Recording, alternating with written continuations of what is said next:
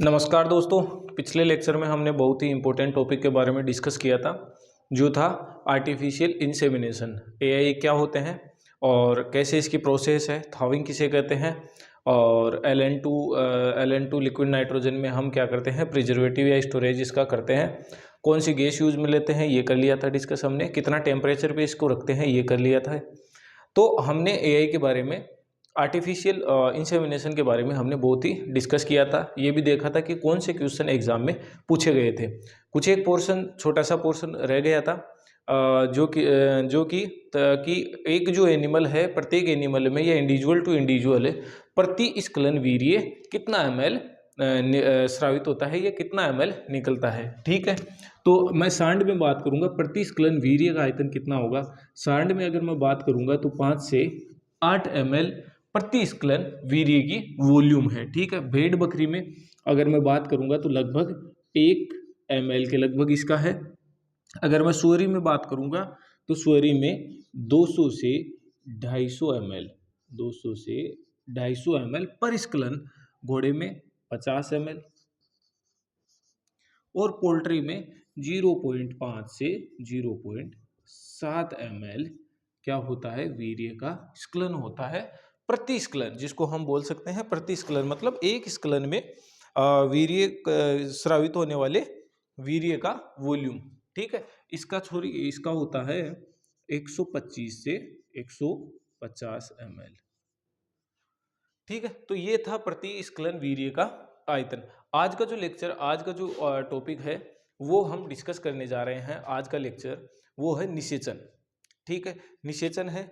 निषेचन के बाद में हम क्या देखेंगे, निषेचन के बाद में देखेंगे कि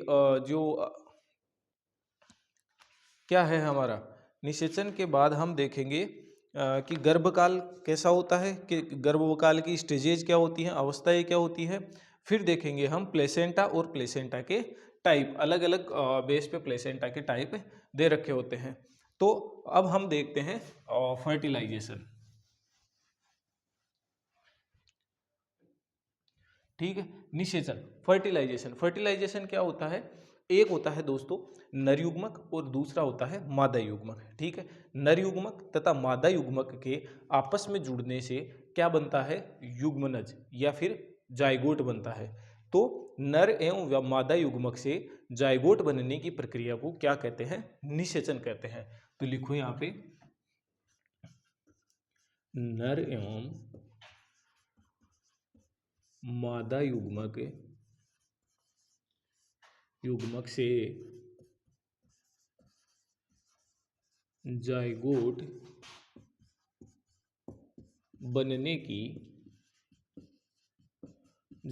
बनने की प्रक्रिया को क्या कहते हैं दोस्तों, निषेचन कहते हैं। अब ये निषेचन जानवरों में कहाँ होता है, इसकी लोकेशन या फिर इसकी क्या देखते हैं, स्थिति हम देख लेते हैं। तो जो निषेचन होगा, निषेचन कहाँ पे, पालतू जानवरों में, पालतू जानवरों में कहाँ होता है, ये होता है हमारा एम्पुलरी स्टमस जंक्शन पे। हमने जो फिलोपियन ट्यूब है, अंडवाहिनी है, उसके 3 भाग देखे थे। क्या क्या था, इनफंडिबुलम, दूसरा था एम्पुला और तीसरा था स्टमस। ठीक है, तो ये जो एम्पुला और स्टमस का भाग है, इसके जॉइंट पे या इसके जॉइंट पे, ठीक है, इसके जंक्शन पे, तो क्या बोलेंगे, एम्पुलरी स्टमस, एम्पुलरी स्टमस जंक्शन पर क्या होता है, निषेचन की प्रक्रिया पूर्ण होती है। इसी प्रकार मैं क्या देखूं, पक्षियों में, अगर पक्षियों में देखूं तो पक्षियों में यह कहाँ पूर्ण होती है, पक्षियों में होती है इनफंडिबुलम में। इनफंडिबुलम में क्या होती है, निषेचन की प्रक्रिया पूर्ण होती है। तो ये था दोस्तों हमारा कि निषेचन की प्रक्रिया कहाँ होती है, पक्षियों में कहाँ होती है और जानवरों में कहाँ होती है। पक्षियों में कहाँ होगी, इनफंडिबुलम में, और पालतू जानवरों में कहाँ होगी, एम्पुलरी स्टमस जंक्शन में क्या होगा, निषेचन की प्रक्रिया पूर्ण होगी। तो ये था फर्टिलाइजेशन के बारे में। अब एक छोटा सा नेक्स्ट टॉपिक हमारे और है, वो है गर्भाकाल। ठीक है, उसको भी देख लेते हैं। गर्भाकाल की अलग अलग स्टेजें हैं जिसको बोलते हैं हम इंग्लिश में क्या बोलते हैं, गेस्ट्रेशन पीरियड। ठीक है, गर्भकाल। ठीक है, गर्भकाल की देखो डेफिनेशन क्या होती है, निषेचन हो जाएगा, निषेचन से लेके प्रसव तक जो भी कार्य है, जो भी ड्यूरेशन है, जो भी काल है, उसको क्या बोलेंगे हम, गर्भकाल, या फिर बोल देंगे गेस्ट्रेशन पीरियड। ठीक है, निषेचन से लेके प्रसव के बीच के समय अंतराल है ना, निषेचन से लेकर प्रसव के बीच का समय अंतराल जिसके दौरान भ्रूणीय विकास होता है। ठीक है, तो इसकी डेफिनेशन क्या हो जाएगी, डेफिनेशन हो जाएगी निषेचन से लेकर प्रसव तक का, निषेचन से लेकर प्रसव तक का समय अंतराल जिसमें क्या होता है, भ्रूण का विकास होता है, जिसमें भ्रूण का विकास होता है, भ्रूण का विकास होता है। अब ये जो पूरा ड्यूरेशन है, जैसे कि केटल में कितना होता है, 9 महीने 9 दिन, बफेलो में कितना होता है, 10 महीने 10 दिन। ठीक है, इसी प्रकार हाथी में क्या होता है, लगभग शायद 21 महीने 21 दिन का हाथी में होता है।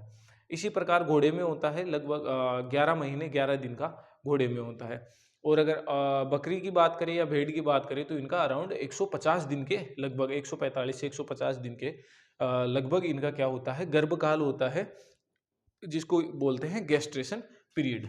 ठीक है, ये अलग अलग जानवरों में अलग अलग होता है, ये हमको सबको पता है। तो ये जो जितना भी ड्यूरेशन है, जैसे कैटल में 9 महीने का ड्यूरेशन है, तो 9 महीने के ड्यूरेशन को हमने क्या किया है, इसको 3 भागों में बांट दिया है। ठीक है, तो स्टेजेज ऑफ गेस्ट्रेशन पीरियड। ठीक है, क्या क्या है, पहली स्टेज है स्टेज ऑफ ओवम, ये हमारी क्या है, पहली स्टेज है। दूसरी स्टेज क्या है, stage of foetus, sorry stage of भ्रूण, क्या बोलते हैं, स्टेज ऑफ भ्रूण या फिर एम्ब्रियो। ठीक है, स्टेज ऑफ एम्ब्रियो, और तीसरी है स्टेज ऑफ फीटस। ठीक है, स्टेज ऑफ ओवम, ये कहां से कहां तक होती है, निषेचन से 12 दिन तक। ठीक है, ये होती है, ये निषेचन से 12 दिन तक तो कौन सी होती है, स्टेज ऑफ ओवम होती है, जिसको क्या बोलते हैं, सॉरी निषेचन से लेकर गर्भकाल तक, गर्भकाल के 12 दिन तक। ठीक है, अब क्या होगा, स्टेज ऑफ एम्ब्रियो। ठीक है, गर्भकाल के 12 से 45 दिन तक के समय को क्या बोलेंगे, स्टेज ऑफ एम्ब्रियो। और गर्भकाल के 45 से प्रसव तक, 45 से प्रसव तक के समय अंतराल को सब प्रसव से लेके 45 दिन से लेके प्रसव तक के समय अंतराल को हम क्या बोल देंगे, स्टेज ऑफ फीटस। तो ये था गर्भकाल के बारे में। ये हमारा एक और छोटा सा टॉपिक है जिसमें हमने क्या देखा कि गेस्ट्रेशन पीरियड कितना होता है, वो मैं बाद में आपको एक बार एक टेबल के फॉर्म में लिखा दूंगा, किस एनिमल का कितना गेस्ट्रेशन पीरियड होता है, वो भी याद रखना बहुत इंपॉर्टेंट है। फिर उस गेस्ट्रेशन पीरियड है, उस गर्भाकाल है, उस गर्भाकाल को 3 अवस्थाओं में या 3 स्टेजेज में क्या किया गया है, डिफाइन किया गया है, stage of ovum, stage of embryo और स्टेज ऑफ फीटस, इन 3 भागों में डिवाइड किया गया है। इसी प्रकार ये गर्भकाल का एक छोटा सा टॉपिक था, वो भी हमारा खत्म हुआ। और अब हम देखेंगे अपरा के बारे में, जिसको बोलते हैं प्लेसेंटा के बारे में। हमने जो प्लेसेंटा का जो पिछली बार जिक्र किया था, तो पिछली बार जिक्र में हमने देखा था कि प्लेसेंटा से स्रावित होने वाले हार्मोन कौन कौन से थे। तो प्लेसेंटा से एक हार्मोन ईसीजी और एचसीजी, 2 प्रकार के हार्मोन प्लेसेंटा से स्रावित हो रहे थे। ठीक है, तो अब हम देखने जा रहे हैं प्लेसेंटा, जिसको बोलते हैं अपरा। ठीक है, अपरा है, आपरा नहीं है। ठीक है, दोनों में डिफरेंस है, अपरा और आपरा में। कहीं ऐसे समझ लो कि अपरा और आपरा एक ही होता है। ठीक है, वो अलग चीज है और अपरा अलग चीज है।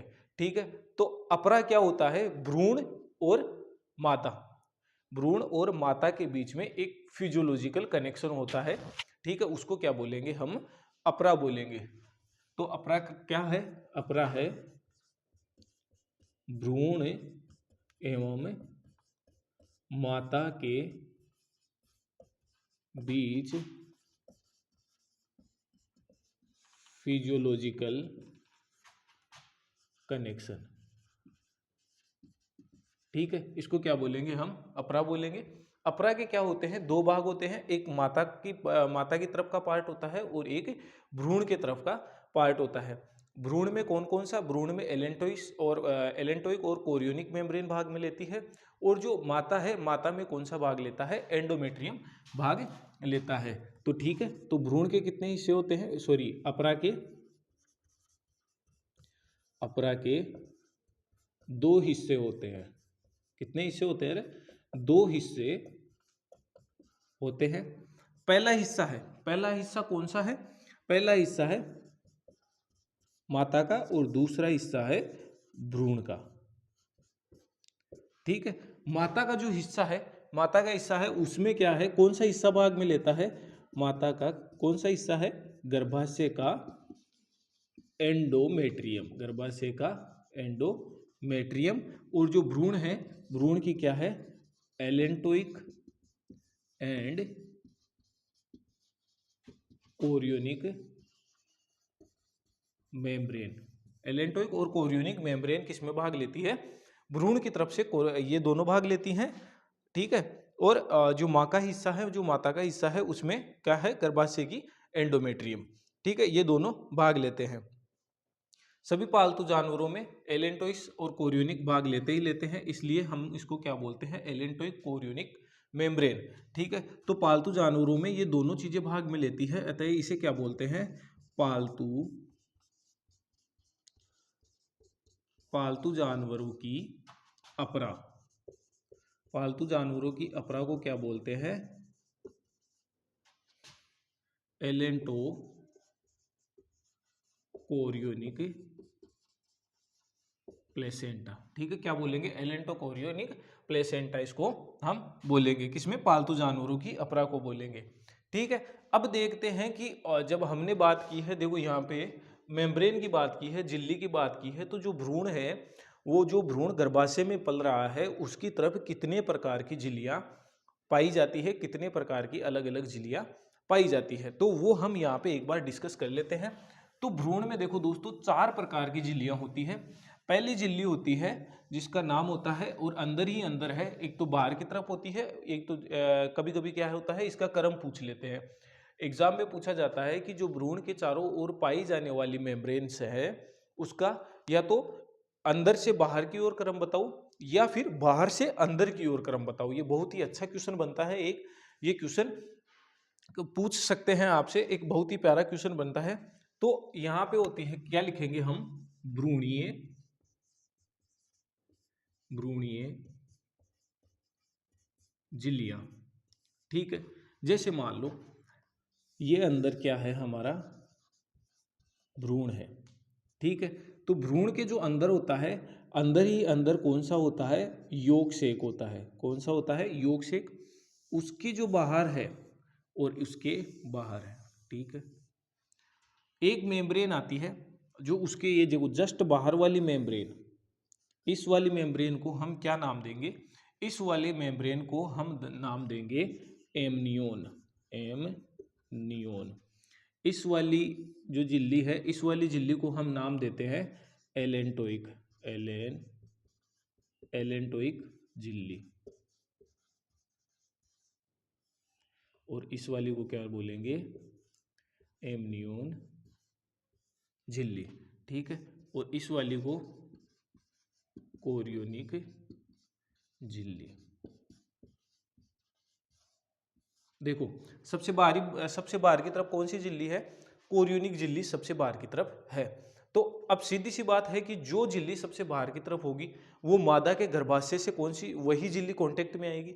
तो हम अपरा के आधार पे जंतुओं का वर्गीकरण पढ़ेंगे, ठीक है। उसमें हम देखेंगे कि और कोई चाहे कॉम्बिनेशन बनाए नहीं बनाए गर्भाशय के साथ, लेकिन जो कनेक्शन हो रहा है उसमें कोरियोनिक मेम्ब्रेन जो सबसे बाहर की तरफ है वो जरूर हिस्सा लेगी। मतलब एक बात ध्यान रखनी है, कोरियोनिक भाग लेगा ही लेगा, ठीक है, भ्रूण की तरफ से। और एमनियोन इसमें सबसे अंदर की तरफ है, इसलिए एमनियोन भाग नहीं लेगा, ठीक है। अब देखो दोस्तों, इसमें दो कंडीशंस हो सकती है। ये जो एलेंटोइक मेम्ब्रेन है, ये एलेंटोइक मेम्ब्रेन में क्या हो रहा है, ये भ्रूण पल रहा है, ठीक है। ये जो ये जो एलेंटोइक मेम्ब्रेन है ये तो है बाहर की तरफ जिसमें भ्रूण पल रहा है, और अंदर वाली झिल्ली कौन सी है? एमनियोनिक झिल्ली, जिसके अंदर भ्रूण है, ठीक है। इस झिल्ली के भी अंदर जो झिल्ली कौन सी है? एमनियोनिक झिल्ली, ठीक है। अब देखो यहाँ पे दो कंडीशन होती है। कभी कभार क्या होता है, किसी एनिमल में इस झिल्ली में पानी भर जाता है भ्रूणी अवस्था के दौरान, जितना मात्रा में होना चाहिए उससे ज्यादा मात्रा में द्रव्य भर जाता है। तो उस वाली दो कंडीशन है, दो फिजियोलॉजिकल कंडीशन है, कौन कौन, तो उसमें कौन कौन सी आती है?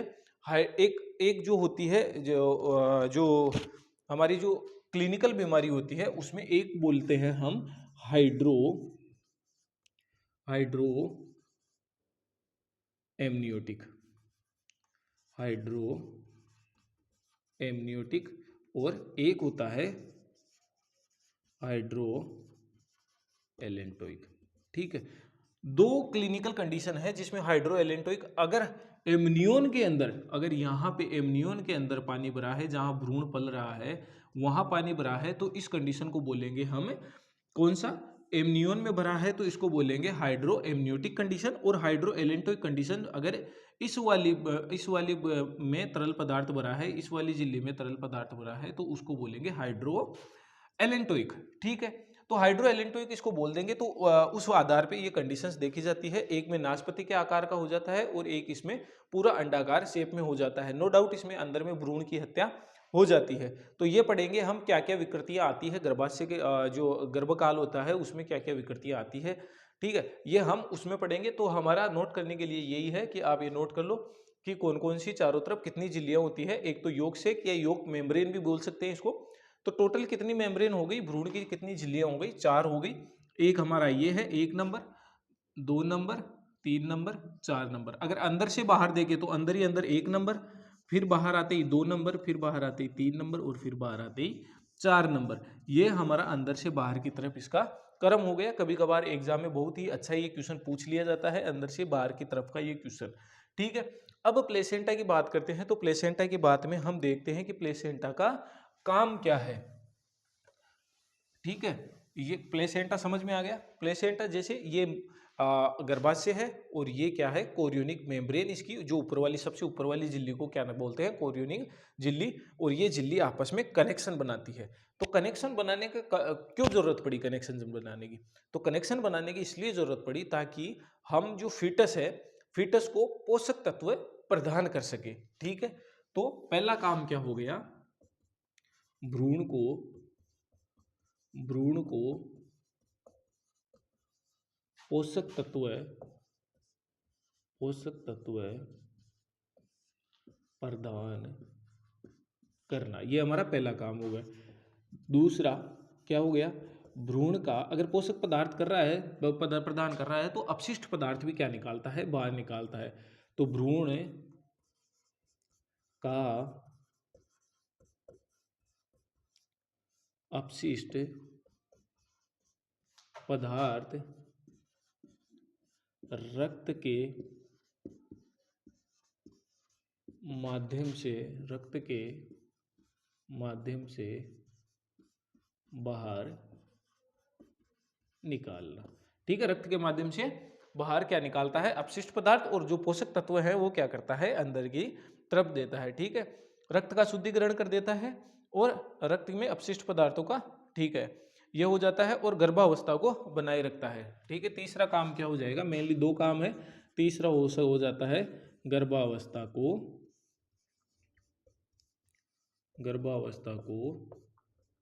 बनाए रखना, ये काम है। तो ये था अपरा के बारे में मोटी मोटी जानकारी हमने देखी। अपरा क्या होती है, अपरा में कौन कौन सी झिल्लियां पाई जाती है और अपरा का क्या कार्य है। अब हम पढ़ते हैं अपरा के वर्गीकरण के बारे में, कैसे अपरा को वर्गीकृत किया गया है, कैसे अपरा के प्रकार अलग अलग होते हैं। तो सबसे पहले हेडिंग डालो आप, उत्पत्ति के आधार पर अपरा का वर्गीकरण। ठीक है, उत्पत्ति के आधार पर अपरा का वर्गीकरण, जिसमें हम देखते हैं कि जो भ्रूण की झिल्ली जो अपरा को बनाती है ना, कौन से भ्रूण की झिल्ली अपरा को बनाती है। ठीक है, तो उत्पत्ति के आधार पर सबसे पहला वर्गीकरण हम देखेंगे उत्पत्ति के आधार पर।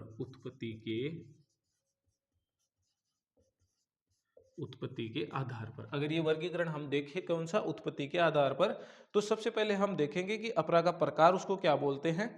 ठीक है, तो अपरा के प्रकार में कौन कौन से आते हैं। अपरा के प्रकार में आ जाएगा योक्सेक प्लेसेंटा, एलेंटोइक प्लेसेंटा और कोरियोनिक प्लेसेंटा। ठीक है, तो अपरा के प्रकार में कौन कौन सा आ जाएगा, एक तो अंदर ही अंदर आ जाएगा योक्सेक प्लेसेंटा, ये देखो नाम से ही स्पष्ट है कि कौन सी मेम्ब्रेन होगी, योक्सेक। दूसरी हो जाएगी कौन सी, एलेंटोइक प्लेसेंटा। तीसरी हो जाएगी कोरियोनिक प्लेसेंटा। ठीक है, इसके आधार पे हम देखते हैं तो अपरा का कौन कौन सा भाग मिलके प्लेसेंटा बनाते हैं। तो इसमें क्या लिखेंगे हम, अपरा का भाग। अपरा का भाग देखो इसमें कौन कौन सा, इसमें योगसेक है, योगसेक है प्लस कोरियोनिक है, कोरियोनिक झिल्ली। ठीक है, इसमें कौन सा है रे, अंदर की तरफ एलेंटोइक प्लस कोरियोनिक झिल्ली। ठीक है, कोरियोनिक झिल्ली में तो सीधा कौन सा आ जाएगा, कोरियोनिक झिल्ली, कोरियोनिक झिल्ली, ये हो गया। अब इसके अगर मैं उदाहरण लिखना चाहूँ, अपरा के भाग के अलावा उदाहरण लिखना चाहूँ, ठीक है, तो ये वाला जो है ये बहुत ही रेयर कंडीशन में है। उदाहरण के तौर पे ये किस में पाया जाता है, कंगारू में पाया जाता है। और ये क्या पाया जाता है, पालतू जानवरों में पाया जाता है, पालतू जानवरों में। और ये जो भाग है वो किस में पाया जाता है, मानव में पाया जाता है। देखो मानव की जो प्लेसेंटा होती है, मानव के प्लेसेंटा में हम देखते हैं कि माता का जो कोई भी भाग रोल नहीं कर सकता। जो कोरियन है, कोरियोनिक मेम्ब्रेन है, वो क्या कर जाती है, माता के प्लेसेंटा के अंदर धस जाती है। ठीक है, तो इस आधार पर, धसने के आधार पर या उत्तकों की हानि होने के आधार पर भी प्लेसेंटा का वर्गीकरण किया गया है। तो दूसरा हम लिखेंगे उत्तकों की हानि के आधार पर। कौन सा लिखेंगे, उत्तकों की हानि के आधार पर या प्रसव के समय मां के उत्तकों की हानि के आधार पर। ठीक है, दूसरा प्लेसेंटा का दूसरा नंबर है प्रसव के समय मां के उत्तकों की हानि के आधार पर प्लेसेंटा का क्या किया गया है, वर्गीकरण किया गया है। तो पहला कौन सा है, डेसिडुएट। कौन सा है, डेसिडुएट। डेसिडुएट या फिर इसको बोलते हैं हम ट्रू प्लेसेंटा। ठीक है, डेसिडुएट को हम बोलते हैं ट्रू प्लेसेंटा। ठीक है, ये सी है यहाँ पे। तो डेसिडुएट को हम बोलते हैं ट्रू प्लेसेंटा। ऐसी प्लेसेंटा जिसमें प्रसव के दौरान माता के उत्तकों की हानि होती है, उसको क्या बोलेंगे हम, ट्रू प्लेसेंटा। ठीक है, यहाँ डायरेक्ट शॉर्ट में लिख लो, प्रसव के दौरान, प्रसव के दौरान माता के उत्तकों की हानि होती है। ठीक है, एग्जाम्पल हो जाएगा इसमें मानव हो जाएगा। ठीक है, दूसरा है डेसिडुएट, उसके बाद में है नॉन डेसिडुएट। नॉन डेसिडुएट, इसमें क्या होता है, प्रसव के समय, प्रसव के दौरान माता के उत्तकों की हानि नहीं होती है। क्या नहीं होती है, माता के प्रसव के दौरान माता के उत्तकों की हानि नहीं होती है। तो उसका उदाहरण आ जाएगा रुमंथी जानवर है, घोड़ा है, ऊँटनी है और सूअर है। ठीक है, इसमें कौन सा आ जाएगा? रुमंथी जानवर, रुमंथी जानवर है, घोड़ा है, ऊँटनी है और सूअर है। इसमें एक और उदाहरण है जिसको लिख लेना तुम, कुतिया, बिच का उदाहरण। ठीक है, तो ये तो था कि इसमें प्रसव के समय माँ के ऊतकों की हानि के आधार पे कौन कौन से प्लेसेंटा के टाइप होते हैं। अब एक और होता है जिसमें होता है कि कोरियन पर विलाई के वितरण के आधार पर। ठीक है, ये वाला बहुत ही इंपॉर्टेंट है। जो तीसरा मैं देखने जा रहा हूं वो है कोरियन की। कोरियन क्या है? कोरियोनिक मेम्ब्रेन है, जो कहाँ पाई जाती है? जो भ्रूण की झिल्ली की सबसे बाहरी सतह पे पाई जाती है। तो क्या है? कोरियन पर विलाई होती है छोटी छोटी। ठीक है, विलाई के वितरण के आधार पर, विलाई किस तरह से वितरित है, ठीक है, विलाई के वितरण के आधार पर, वितरण के आधार पर। ठीक है, तो सबसे पहला है, खाली नाम लिख लो और उसके एग्जाम्पल लिख लो तो आपको समझ में आ जाएगा कौन सा किसका है। ठीक है, सबसे पहला है diffuse, diffuse FUSE, diffuse placenta. ठीक है, दूसरा है कोटिलिडोनरी प्लेसेंटा। ठीक है, तीसरा है जोनरी प्लेसेंटा और चौथा है डेसिडुअस, डेसिडुअस प्लेसेंटा। ये चार भाग है, डिफ्यूज प्लेसेंटा, कोटिलिडोनरी प्लेसेंटा और जोनरी प्लेसेंटा और डेसिडुअस प्लेसेंटा। ठीक है, डिफ्यूज का मतलब है कि जो कोरियन है, ठीक है, डिफ्यूज का मतलब है कोरियन पर विलाई जो है समान रूप से वितरित। ठीक है, समान रूप से वितरित।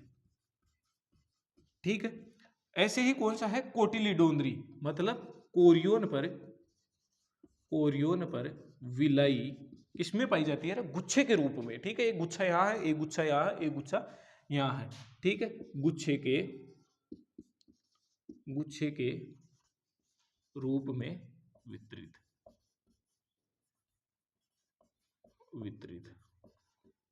ठीक है, इसी प्रकार है जोनरी प्लेसेंटा, मतलब कोरियन पर विलाई एक निश्चित भाग पर उपस्थित। ठीक है, एक निश्चित भाग पर उपस्थित होती है। और इसी प्रकार होता है, एक होता है हमारा डेसिडुअल। ठीक है, सॉरी डिस्कोइडल बोलते हैं, डेसिडुअल डिस्कोइडल। ठीक है ना, इसको बोलते हैं डिस्कोइडल प्लेसेंटा। ठीक है, डिस्कोइडल प्लेसेंटा की क्या डेफिनेशन है? डिस्कोइडल प्लेसेंटा की है कि एक गोलाकार डिस्क के रूप में, मतलब डिस्क नाम है ना, डिस्क नाम। तो एक कोरियन पर विलाई एक डिस्क के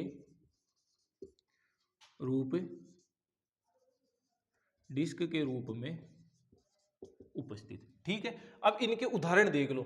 इसका उदाहरण है, सबसे जाना पहचाना उदाहरण है घोड़ा, ऊँटनी और सुअरी। ये इसके उदाहरण है। फिर आता है कोटिलिडोनरी। कोटिलिडोनरी में हमारे सारे कौन से आते हैं? रुमंथी जानवर। ठीक है, रुमंथी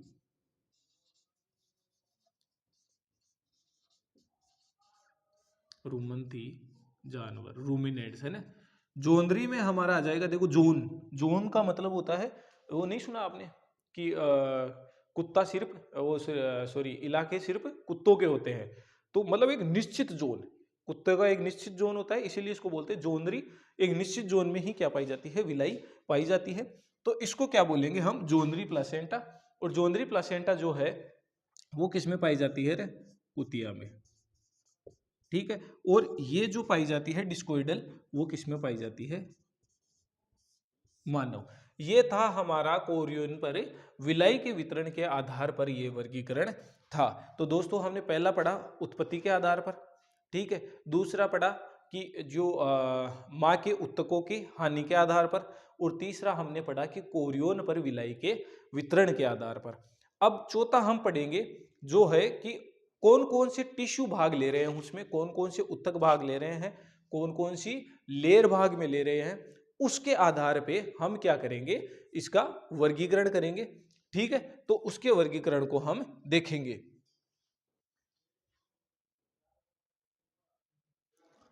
ठीक है दोस्तों, अगला हमारा प्रकार है भ्रूण एवं माँ के उत्तकों के आधार पे कौन कौन से उत्तक भाग लेते हैं। तो हमने लिखा कि माँ के उत्तक कौन कौन से हैं और भ्रूण के उत्तक कौन कौन से हैं। माँ के उत्तक है एंडोथीलियम, कनेक्टिव टिश्यू, एपिथीलियम, और भ्रूण के उत्तक है कोरियन, कनेक्टिव टिश्यू और एंडोथीलियम।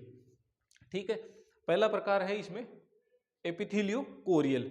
एपिथीलियो कोरियल प्रकार के, देखो नाम से ही है, इसमें तीनों में एपिथीलियम आएगा ही आएगा। तो एपिथीलियम यहाँ आ गया तो दो ऑटोमेटिक आने ही है, दो ऑटोमेटिक भाग लेंगे ही। तो एपिथीलियम का मतलब हो गया तीनों भाग लेंगे। और भ्रूण के सारे उत्तक सभी प्रकार के प्लेसेंटा में भ्रूण के जो जितने भी ये है कोरियन, कनेक्टिव टिश्यू और एंडोथीलियम, सब के सब भाग में लेते हैं। बस लफड़ा है तो किसमें है, माँ के उत्तकों के बारे में, कि कौन सा उत्तक माँ का भाग नहीं लेता है। सिंडेस्मोकोरियल जो हमने रूमिनेंट्स में पाया जाता है उसमें ओनली एपिथीलियम लेयर क्या नहीं लेती रे, भाग नहीं लेती है, किसमें, भ्रूण बनाने में। तीसरा है एंडोथीलियो कोरियल जो कुतिया और बिल्ली में होता है, उसमें कनेक्टिव टिश्यू भी भाग में नहीं लेता और एपिथीलियम भी भाग में नहीं लेती। और एक वो है हीमोकोरियल जो मानव में पाया जाता है, उसमें माँ का कोई भी उत्तक भाग नहीं लेता है, सिर्फ भ्रूण के ही उत्तक भाग लेते हैं। तो ये थे हमारे अपरा के चार प्रकार के जो अलग अलग प्रकार के वर्गीकरण थे अपरा के। हमने अपरा के बारे में पढ़ा, निषेचन के बारे में पढ़ा और गेस्ट्रेशन पीरियड के बारे में पढ़ा। तो आज के लिए इतना ही, कल फिर मिलेंगे एक नए लेक्चर के साथ। तब तक के लिए दीजिए इजाजत। जय हिंद, जय भारत।